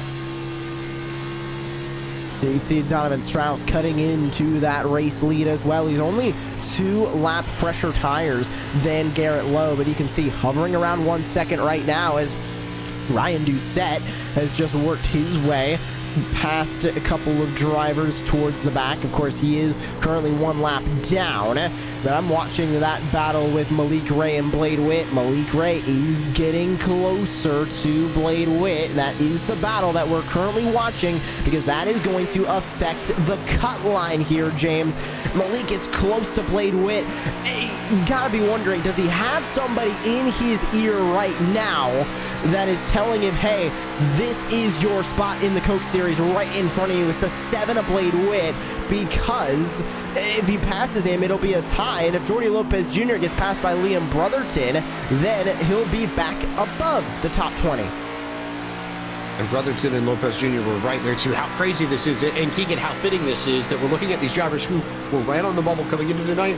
Not only are they still right on the bubble, but they're literally pretty much right on top of each other on the racetrack as we approach 10 laps to go. Yeah, it's funny how that works out, and something that's flying under our radars, I think, is Anthony Burrows. He's running 5th. He's faster than everyone in front of him, and he's running them down. He has an outside shot at making the top 20 as well. He's way out. He's like 20 points behind the cutoff, but a lot of people are having bad races tonight, and, you know, he's someone else to talk about here. The big number, I think, to look in that relation, we'll catch you up on the map there. It was a 21-point gap for Anthony Burrows, and Ryan Mercurio was the one that would be needed to be checked in on, rather, in this case. Mercurio in 15th. So I think Mercurio's running well enough to where that would keep Burrows at bay. But this is now really down to Lopez, Brotherton, and Ray, all racing right near each other. Lopez and Brotherton are 21st and 22nd, and Malik is up to 24th. He's made the pass on Blade Witt. So now I think he's dead even with Ray on points, and it might be Liam Brotherton who's on the outside looking in as this battle continues to develop as we hit the end of this race. Malik Ray goes to the inside of Ashton Crowder. This could give him a 1-point buffer unofficially over Jordy Lopez Jr. That's exactly what Malik Ray has just done. So unofficially now, we believe Malik Ray has just put himself back up into the top 20. Now, Jordy Lopez Jr. needs to focus forward. If he gets past Casey Tucker, he'll put it back into a tied scenario. So much happening for the top 20 right now here, James. This is an intense finish to the Contender Series season. It's not for a championship, but honestly, I think those drivers that get in the top 20, all of them are going to be celebrating like they just won a series championship. And now I think we need to be watching Liam Brotherton and Jordy Lopez Jr. That, I think, now is the gap we care about the most, because it's that one that could be in jeopardy. Lopez up by 1 on Brotherton, but he needs 3 spots in order to make that happen. Malik now has raced his way back onto the good side of the cutoff line, so Lopez is going to have to start going if he needs to make things happen. Brotherton, I believe, is just to the good. If he can keep within touching distance of Lopez and not give up a 2 or 3 car gap, then he should be all right. But it's going to be close. It's going to come down to the final few laps and then some. With 10 to go, it's all coming down to these last 10 laps, and of course we're going to be just waiting anxiously for all the final points to come in and taking a look at who got affected by the drops and who's made it, who's not. It's going to be a bit of an anxious post-race, I think, for a lot of the drivers, as well as they kind of just wait for that official word and then wait a couple of days for the official word from Tyler Hudson as well, as we go back on board with Anthony Burrows. Keegan talked about Anthony in the 62 having one of the faster cars up here in the top 5. He's trying to get by Parker Retzlaff in front of him with 9 to go. He's going to have to try and get in his way past. He takes a peek to the inside in turn 1. Retzlaff going to go from about the middle line down to the bottom through the middle. What can Burrows do? Here comes the challenge from the 62. He's going to take a peek to the inside. It's Mustang versus Camaros. They go into 3. Burrows has the opening, and Burrows has the spot. Really good run for Anthony Burrows. It may come too a little too late, but I'm proud of the way he's finishing off this Contender Series campaign. Meanwhile, here's Parker Retzlaff currently riding in P5. We can also tell you that the gap between Garrett Lowe and Donovan Strauss is stagnated. Strauss had been running Lowe down, but it's held at about 1.1 to 1.2 seconds over the last 5 laps or so. So there's not really much to show you there, and that means our attention goes right back to 21st, 22nd, and 23rd. This is the battle to watch on the racetrack. This is the one with the most implications potentially for who makes the Coke Series next year. Jordy Lopez Jr. quite simply has to find something. Keegan Leahy, if you're in Lopez's position, where are you digging from, maybe more mentally than physically, to try and find the positions you need to lock yourself into the Coke Series for next year? Oh man, it's so crazy right now for Jordy. I think he needs, is it 1 or 2 spots he needs right now? Yeah, it's out of his hands at this point. All he can do is really drive as fast as he can and get every spot he possibly can. But I've been in this position a few times, whether it's barely missing the Pro Series back in 2017 and also missing playoffs barely. It's a helpless feeling, honestly, and it's all Jordy can do to just drive his best and hope for the best. Now, here's the interesting thing. Look at the driver just ahead of him. It's Christian Peterson. That's teammate to Jordy Lopez. He potentially, on fresh tires, could play with Casey Tucker and maybe slow Tucker up enough to where Jordy Lopez could get around him. That would be one spot that Lopez needs, and then it gets very, very close as to whether or not he's got enough points to beat Malik Ray on the tiebreaker. Lopez, we believe, has it, but he needs another position in order for that to come into play, Josh. With 4 to go, it's got to come into play now, and you can see Casey Tucker is pulling away from Jordy Lopez Jr. This could be the end of the Coke Series hopes for the number 4 and for Logitech G Altus Esports. As Garrett Lowe puts another lap behind him, he races through turn 3 and 4. He's going to go to 3 laps to go. Alan Bowes trying to chase down Anthony Burrows as he has Parker Retzlaff to his inside, battling him for P4. There goes Retzlaff up and into P4. Bowes falls to P5, and the battle at the cut line of the top 20, as of right now, is going the way of Malik Ray. I don't think Jordy Lopez Jr. has anything here, James, as it'll be 2 to go this time by for Garrett Lowe. The 4 does not have enough to contend with Casey Tucker in the 28. It's a hornet's nest around P13 right now as we take a good look at him running down the back straightaway. But Lowe, with 2 laps to go, is trying to become the 5th unique winner of the Contender Series campaign in 2021. Also have to keep an eye on the Series Championship, too, because Colin Keister pulled it down about 10 laps ago. He's in 31st, so that's opened up the door for somebody to potentially go grab the Series title. It could be Dylan Out. It could be Donovan Strauss. It could be a number of people. We'll watch that closely, too, as Garrett Lowe comes around the corner to get the white flag and get the opportunity to rubber stamp his place back in the Coke Series for next year with authority via victory at Texas. 1 more lap to go in the Contender Series season. One final lap for Garrett Lowe to walk away with his first win of the season. And I would say a bit of an unexpected win maybe for that team. They've been consistent. They've had some bad races, but in the end, they will get themselves into the Coke Series with this win, James. And a great pit entry, a great strategy, and it's going to be a walk-off victory. Big win for Garrett Lowe out of Concord, North Carolina, who will roll out of turn 4 and pick up his first victory in the 2021 eNASCAR Contender iRacing Series at Texas Motor Speedway to cap off the season. Meanwhile, let's get a look at Jordy Lopez Jr., Liam Brotherton, and Malik Ray as they come across the line. Lopez dirt tracking it, trying to find every spot he can, but he'll only finish 2 positions ahead of Malik Ray, and I believe that means that Ray out of Greer, South Carolina, has done just enough to finish within the top 20. He might be the last one to make it in, and Lopez unofficially might be the first one out on points. We'll wait to crunch numbers officially and give you our math as soon as we have it updated, but to our knowledge, Malik Ray makes it in, and Liam Brotherton, we believe, is safe, and Jordy Lopez is the first one out, Josh Lee. Wow. Is all I can say. It came down to the last handful of laps for those final spots in the 2022 eNASCAR Coca-Cola iRacing Series as Garrett Lowe burns it down on the front straightaway. There's one thing for certain, James. Everybody in the top 20 is going to have something to celebrate about tonight. Lots of drivers who are going to be very, very happy to make it into the Coke Series, either on a return trip or for the first time. Garrett Lowe will be back in the Coke Series for 2022, third consecutive year. We'll see him competing and so much more that we'll need to look at over the course of the post-race show. But we'll get you final standings here momentarily and tell you where your favorite driver finished. Garrett Lowe, winner by 1.4 seconds over Donovan Strauss, who may well have locked down the Contender Series championship for 2021, winning on that math as well. Anthony Burrows comes home with a podium finish. We'll hear from those drivers in just a few moments. Parker Retzlaff finishes in the 4th position. Cody Bias comes home 5th. Alan Bowes ends this race in P6. Femi Olot was 7th. Nichols Shelton finishes in the 8th position. 9th went to Blake Reynolds. Dylan Alt completed the top 10, Josh Lee.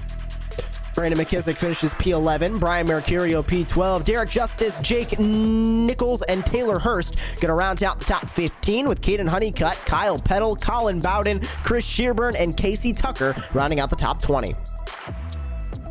Jordy Lopez finishes 21st, Liam Brotherton 22nd, Malik Ray was 23rd, and Blade Witt 24th. Ashton Crowder comes home in the 25th position. 26th was Michael Cozy Jr. Ryan Doucette was 27th, Christian Peterson 28th, Brian LaPrade 29th this evening, and 30th to Derek Wardell.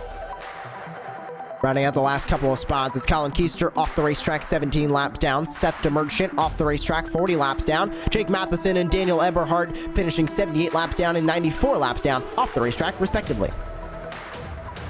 Look at your full field rundown as we now turn our attention to Victory Lane, and we'll bring in a race winner, Garrett Lowe, getting it done and having all sorts of speed this evening. And Garrett, it started with your ability to get down pit road on that first green flag pit stop. You picked up a ton of time there, but it almost seemed like this racetrack came to you as the race progressed. Did this track change more to your liking as we clicked off the laps? Yeah, the first run we were kind of struggling there, and we had to make a lot of work on the car on the pit stop. So great job to the whole Legacy team, Brian Ehrman, Trent Ringler, Michael Van Zdal, and Blake Neer for sitting on top of the pit box tonight. Got the adjustments just right there to help me out, and we were able to keep it up in front and hold off for the win.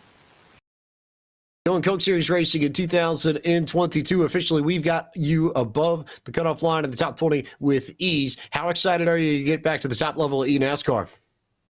Pretty excited. I wasn't really worried too much about not making it after the first couple weeks, and then I started struggling with this the way the car was driving on this tire. So I got it figured out, and definitely looking forward to next year. Got a lot of big changes coming with the new car. It's going to be a lot to figure out, but it should be fun. You going to try and start digging into that next-gen car to try and figure out stuff, or you going to take a little bit of a break, maybe go run some other things here over the next few weeks just to give yourself a breather? Yeah, I think I'll take off about a week. I think I've run laps for about 6 or 7 weeks straight. So take a week off, come back with a clean slate. Garrett, I gotta say, hey, I'm Keegan. But right. Yeah, I gotta say that pit entry you did, at least on your lap 45 entry, and then you backed it up with another amazing pit entry on your second stop. I think that's what won you the race, honestly. You beat them by so much on your pit entry and your pit exit. Got anything to say about that? Were you going for that? The first one I was. The second one I was trying to back it down, and I didn't set the bias right coming to pit road, and I overshot it a little bit. So the second one I was like, I thought I dug myself a hole there, but it worked out for us. Pit stops, yeah, pretty good. I was kind of surprised how much time I gained, but turned out really well. Well, I got news for you. At least by the numbers I was looking at, your second stop was even faster. So awesome job. Oh wow! All right, thanks, man. Appreciate it. It's a good look at the pit stop for those of you watching at home. You see just how much you had it, and just on the edge of locking it up there, Garrett, but I don't think you'll complain. You're an eNASCAR Contender iRacing Series winner for 2021, headed back to the Coke Series in 2022. Congratulations on picking up the final checkered flag of the season, and we'll see you in February for another season of eNASCAR Coca-Cola iRacing Series action. Appreciate it, guys. Thank you. Garrett Lowe, your race winner. Meanwhile, we turn our attention to the man who finished second both in this race and unofficially in the point standings. Donovan Strauss from Space Station Gaming should be going Coke Series Racing next season. He's with Josh Lee. Donovan, it seemed like an uphill battle for you tonight. Started P6 and steadily climbed your way up to a P2 finish. How was that car? How was that race from your perspective down in that sim rig? Oh, yeah, it was myself versus the the legacy and the dead zone cars. Basically, just trying to position myself the best I could. I felt like I had the best long run speed out of anybody that race. I just needed. I know this sounds ridiculous, but I think I needed to qualify better, and I qualified 6th. But I mean, it was just all like I short fielded the last stop there and didn't make the right adjustments, and I think that ultimately cost me a shot at Garrett, and he just got too far out in front of me. So I think that's what he had enough time to just sit there and conserve his tires, and I had to make up all that time. And by the time I got between like 1.2, 1.4 seconds back, I had nothing left for him. But yeah. Talk about this Contender Series season as a whole, because you had a bad start at Phoenix. You used that as your drop week, and then you were steadily climbing.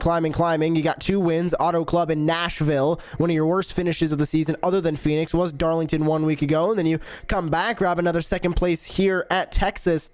Was this the season that you were hoping for, or were you hoping for something a little bit more? Oh no, this was more than I was hoping for. I just came in and was expecting to get top 20. Like, no matter how it went, the highs or the lows, I was just trying to get us top 20 in points. And I mean, we did way better than that, getting 2 wins at Nashville and Auto Club. And I mean, we got 3rd at Homestead, 4th at Dover, and 2nd here. So I mean, we just had a consistent season. I wanted to get the title there, but Colin just had a heck of a season. He was super consistent. And whether I was faster than him some races or not, he was always consistent, always there. So he deserved it. And yeah. What's the expectation in the Coke Series next year for you? Of course, next gen car coming into play. Are you looking at similar results to this Contender Series season, or do you think it's going to be an uphill battle for your first season?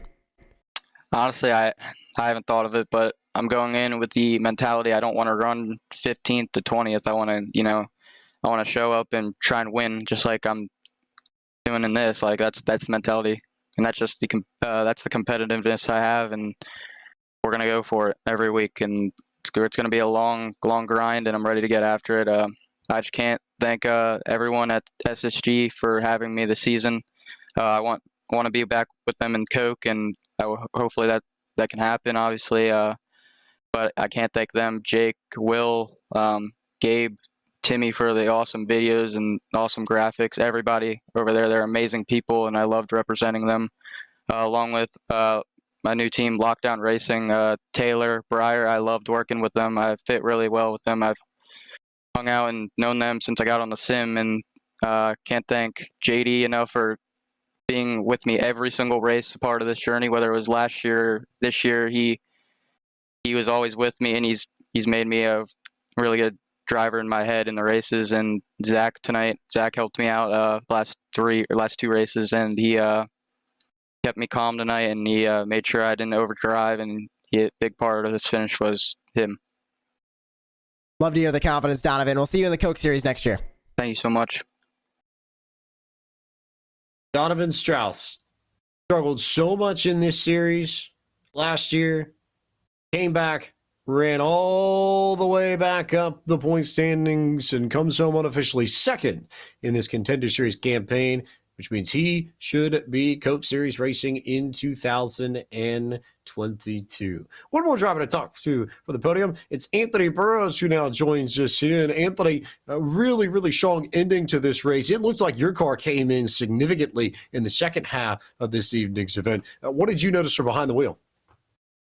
Yeah, I thought I was burning my tires up really bad, especially at the beginning of the race. And it seemed like every time we got to like 25, 30 laps in the run, we'd start digging, and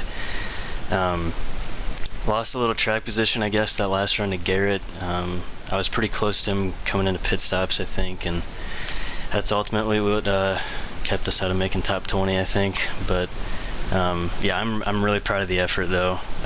Just if I started a little bit better, I think I could have made top 20 and got the win. But yeah, I just wish my luck was a little better at the beginning of the season too. Last 2 races ended with top 10, but it was barely not enough. But really happy with P3 at least. It's a good finish tonight. It's another season where you're right on the bubble at the end of things. Is there anything that you're going to look to tweak going into 2022 to try and clear yourself of the bubble and get yourself to, maybe top 15 here and make it a third consecutive trip to the Contender Series? Yeah, I think just more hard work. I don't really know too much I could do a whole lot different, but just put in a little bit more work for next year, and I believe I could make it back in and make another good run at it. And now I guess just like everybody else, going to take a break here a little bit, sort of breathe now that you've done the hard work for 2021 and then look towards renewed focus in the qualifying series for 2022? Yeah, just definitely going to take some time off after this one. It really stings coming up so close again. Last year I was just a few points out too, and it looks like I was 2 out for this one as well. So definitely stings a little bit. Just going to take a little time off and let it set in a little bit, I guess. But yeah, just looking forward to 2022 at this point. Anthony Burrows, congratulations on your podium finish this evening. Thanks so much for the time. We look forward to seeing you in qualifying series action next year. I appreciate it, guys. There's your podium finishers for this race. And now, the time-honored tradition at the end of the final race of the season of reading off the names that we unofficially have as advancing into the eNASCAR Coca-Cola iRacing Series for 2022. Josh Lee, you ready? I'm ready. Let's do it. All right, let's dig into it. We can tell you unofficially, and this is with the drop included, so all numbers we believe are final, of course, need to be confirmed by Tyler Hudson and the staff at iRacing, so we'll add that caveat before we say any of what we're about to disclose. But Colin Keister, unofficially your champion of the 2021 eNASCAR Contender iRacing Series, 84 points above the cutoff line in 20th. He will return to the Coke Series for the second time in 3 years. Donovan Strauss will make his debut as a rookie. We found that out last week. He locked his spot down, so we'll see him there. Dylan Alt as well, also part of the group that locked in 1 week ago. He'll be a Coke Series driver next year, as will Caden Honeycutt out of Aledo, Texas, a driver who will have plenty of experience not only racing in the sim but also in real life. A late model driver in the Solid Rock Carriers Cars Tour. Parker Retzlaff and Blake Reynolds going to be in that mix too. Retzlaff, another one with some real world and sim experience, courtesy of his drives in the Arca Menard Series. Reynolds, a longtime stalwart of the eNASCAR community, back in the Coke Series for another go at it. Retzlaff making his debut, certainly should be one to watch with one of the highest oval I ratings in all of iRacing. Cody Bias is back. He's redeemed himself from the Richmond race over 2 years ago and is back on the top level of eNASCAR in 2022, as is tonight's race winner, Garrett Lowe, who unofficially finished 8th in points. Brian LaPrade will be racing in the Coke Series for the first time. The rookie from Lockdown Racing finally makes it into the big time. And Kyle Peddle, one of the bigger surprises, I think, someone that we didn't really know all that much about entering the series, but we saw a lot of consistency out of him. He's the 10th driver that we have advancing into the Coke Series next year. Femi Olot in 11th unofficially in the final standings. He returns to the Coke Series for the second consecutive season. Alan Bowes also beginning another stint in the second year. His second stint, I believe, in Coke Series competition. He was out and now back in and will return to the Coke Series courtesy of his 12th place finishing points, 26 points to the good of the cutoff line. Taylor Hurst returns to Coke Series competition after making his way back through this series last year. He'll be back for more action in 2022. Nichols Shelton, after a few years away from the series, is back in the Coke Series next year, finishes 14th unofficially in the final point standings. Colin Ballin will make it into the Coke Series, believed it might be his first season in competition. Derek Bordeaux back in the top level after a break. So a lot of drivers who have taken some time off and come back and made their way into the Coke Series for 2022, but a rookie that will make it in. How about Brian Mercurio? 10 points clear of the cutoff line at the end. He'll be a Coke Series driver for the first time. Blade Witt returns for his second season in competition. 18th in the final point standings, 9 points to the good. Derek Justice also made it in, after all, in the end, so he's back for a second consecutive season of Coke Series competition, 3 points to the good. And unofficially, the last driver to make it in, based off of a tiebreaker of best finish, picked up 34 points at Dover and was a podium finisher. You heard him on the broadcast.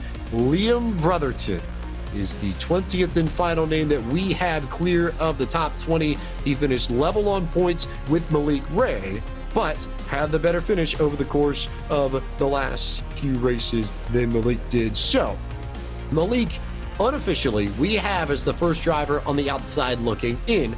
However, this is where and why we stress that all of these numbers will need to be confirmed by Tyler Hudson and iRacing. They will need to be calculated, posted as official standings on the site, and then there's a secondary approval process just to sort of see whether or not these names are fit or not fit for eNASCAR competition. So just because Malik Ray did not make the top 20 in points per our math, Josh Lee, doesn't mean that he might not end up Coke Series racing in 2022 anyway. That's something that we'll just have to keep tabs on, and everyone should keep track of the iRacing website and the NASCAR website to find out the official list of drivers that will make it into the Coke Series next year.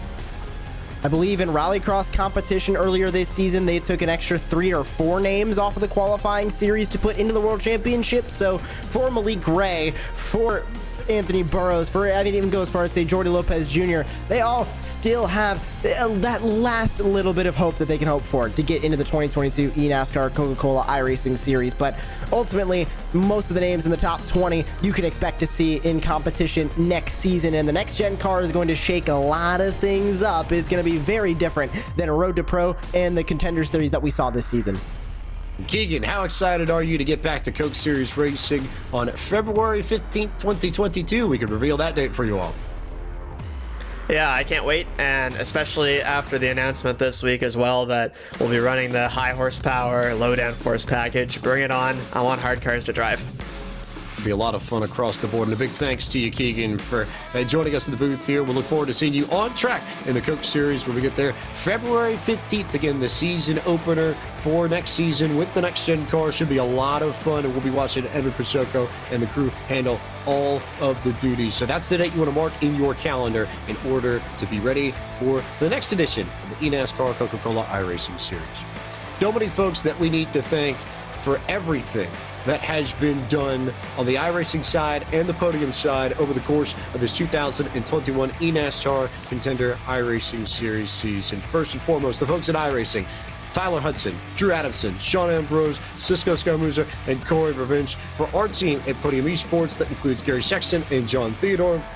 For everybody behind the scenes that made it happen on the broadcast tonight: Ryan Bauer, our producer, our camera builder, Dougie Beard, Justin Prince, our reporter down on pit road, and my partners in the booth, Josh Lee, and defending Coke Series champion Keegan Lakey. I am James Pine, the voice of Podium Esports. Thank you so much for watching our broadcast of the eNASCAR Contender iRacing Series all season long. We look forward to seeing the eNASCAR Coca-Cola iRacing Series on iRacing's platforms in 2022. A happy holidays and a happy new year to you all, and we will see you back for more eNASCAR competition when we kick the season off on February 15th. Until then, good night.